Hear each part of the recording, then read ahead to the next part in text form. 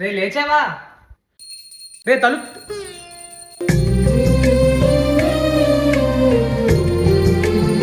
90 వేసినట్టున్నాడు psycho సాలేగాడు. రే ఏం చేస్తున్నావు? పూజ చేసాడేడి. అది నాకు కనపడుతుంది. నువ్వు పూజ చేయడం ఏంటని రాత్రి తాగింది ఇంకా తెగలేదా? ఈ రోజు నుంచి నేను పూర్తిగా మారిపోయినది. తాగడం కూడా మానేశాను. ఏంటి ఇదేనా? ఇది కళ నిజమా? ఏమే ఏం చెప్పండి? ఇది చిరాకు పడుతుంది కాబట్టి ఇది నిజమా అయ్యి ఉంటదిలే. ఇదిగో నా దగ్గర డబ్బులే ముందే చెప్పేస్తున్నాను. డబ్బులా? నేను ఎప్పుడు అడిగాను? నాకు తెలుసు నువ్వేదో నాకేదో 10 డ్రెస్ పెద్ద బొక్కేయడానికి ప్లాన్ చేస్తాను. నాకు అర్థమైంది. అబ్బా అలాంటిది ఏం లేదు రెడీ. వీళ్ళని టెస్ట్ చేద్దాం, వీళ్ళ ఫ్రెండ్స్ కి కాల్ చేద్దాం. హలో, నేను పృథ్వీ వాళ్ళ ఫాదర్ మాట్లాడుతున్నాను. మా అబ్బాయి కాలేజ్కి వెళ్ళాడండి. లేడీస్ వాచ్ లో మాట్లాడితే నువ్వు మీ అమ్మాయి అయిపోతావేంట్రా?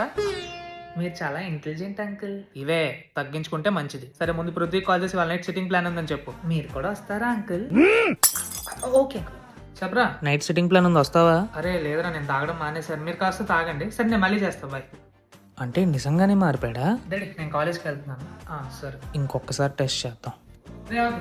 ఏమండి బాగున్నారా? బాగున్నానండి. నీ సిగరెట్ ప్యాంట్లో మర్చిపో. బాగా మోడర్నైజ్డ్ ఫ్యామిలీ అనుకుంటా. అబ్బా నేను మానేశానని చెప్పాను కదా. సర్లే నువ్వు కాలేజ్కి వెళ్ళి సబ్స్క్రైబ్ చేస్తే రాధిక వచ్చి ముద్దు పెట్టేస్తుంది. నా కొడుకు ఏంటిదంతా కళ? చెప్పరా.